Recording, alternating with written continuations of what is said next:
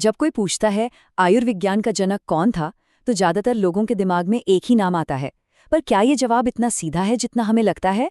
आज हम एक ऐसे प्राचीन ऋषि और वैद्य के बारे में जानेंगे जिनका काम आज भी मॉडर्न हेल्थ केयर को रास्ता दिखा रहा है। आज की हमारी ये खास पेशकश महर्षि चरक और उनके महान ग्रंथ चरक संहिता पर है।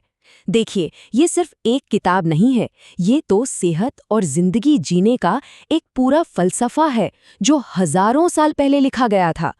तो आगे हम इन 5 हिस्सों में इसे समझेंगे कि महर्षि चरक कौन थे, उनका ये महान ग्रंथ क्या है, इसके पीछे के मूल सिद्धांत क्या हैं, इलाज का उनका तरीका कैसा था और सबसे जरूरी आज के जमाने में उनकी विरासत हमारे लिए क्यों इतनी मायने रखती है।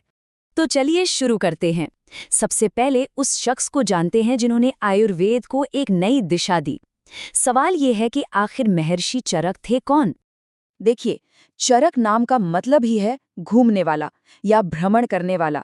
ये उस प्राचीन परंपरा की तरफ इशारा करता है जहां वैद्य एक जगह नहीं बैठते थे, बल्कि गांव-गांव घूमकर लोगों का इलाज करते थे और अपना ज्ञान भी बांटते थे। अब इतिहासकार महर्षि चरक के समय को लेकर 100% पक्के नहीं हैं, लेकिन ऐसा माना जाता है कि उनका समय 100 ईसा पूर्व से लेकर 200 ईस्वी के बीच कहीं था। कुछ विद्वान तो ये भी मानते हैं कि वो मशहूर कुषाण राजा कनिष्क के राजवैद्य यानी शाही चिकित्सक थे। चलिए अब बात करते हैं महर्षि चरक के सबसे बड़े योगदान चरक संहिता की। ये ग्रंथ आयुर्वेद के सबसे मजबूत स्तंभों में से एक है। चरक संहिता को सिर्फ बीमारियों और उनके इलाज की एक लिस्ट समझना बहुत बड़ी भूल होगी। असल में ये तो जीवन का एक पूरा दर्शन है जो शरीर, मन और आत्मा के बीच एक तालमेल, एक हार्मोनी पर जोर देता है। इसमें सेहत से लेकर नैतिकता और जिंदगी जीने की कला तक हर चीज के बारे में गहरी समझ दी गई है। इस ग्रंथ की गहराई का अंदाजा बस इसी बात से लगा लीजिए कि इसमें इंसान के शरीर में दांतों को मिलाकर 360 हड्डियों का जिक्र किया गया है।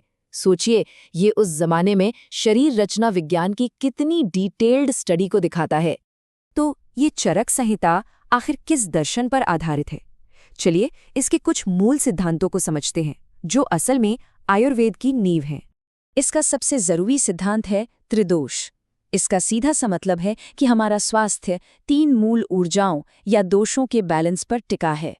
जब तक ये बैलेंस बना रहता है, हम स्वस्थ रहते हैं और जैसे ही ये संतुलन बिगड़ता है, बीमारियां हमें घेर लेती हैं। ये 3 दोष हैं। वात, जो शरीर में हर तरह की गति जैसे हमारे नर्वस सिस्टम के फंक्शंस को कंट्रोल करता है। दूसरा है पित्त, जो पाचन और मेटाबॉलिज्म जैसे बदलावों को नियंत्रित करता है। और तीसरा है कफ, जो शरीर को ढांचा, स्थिरता और इम्यूनिटी देता है। इसी से जुड़ा एक और बहुत ही दिलचस्प कॉन्सेप्ट है प्रकृति का। ये हर इंसान की अपनी एक यूनिक शारीरिक बनावट है, एक तरह का ब्लूप्रिंट जो जन्म के समय ही तय हो जाता है। और आयुर्वेद में इलाज इसी प्रकृति के हिसाब से किया जाता है, यानी हर व्यक्ति के लिए अलग।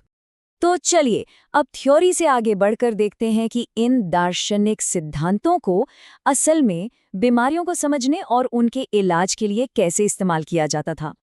चरक संहिता की एक खास बात है कि ये बहुत ही व्यवस्थित है, बहुत सिस्टमैटिक।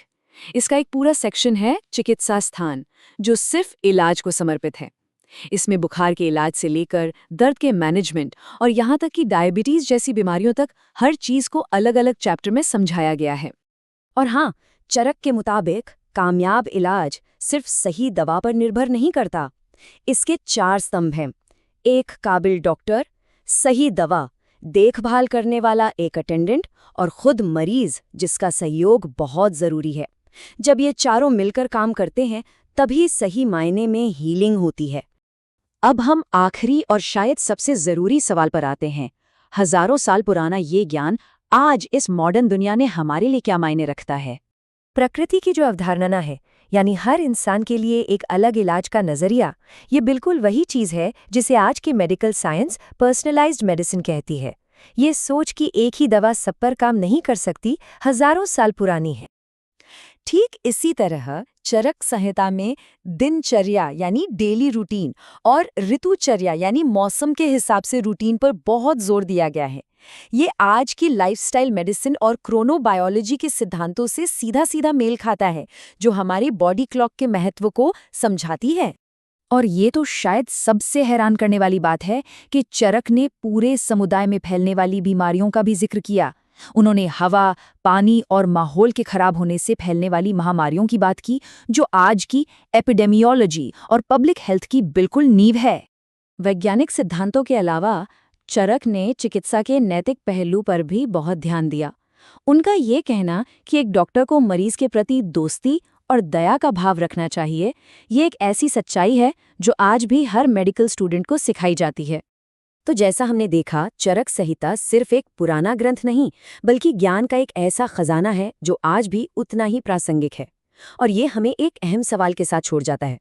हम इस प्राचीन ज्ञान का इस्तेमाल आज की स्वास्थ्य चुनौतियों का सामना करने और आने वाले कल को बेहतर बनाने के लिए कैसे कर सकते हैं?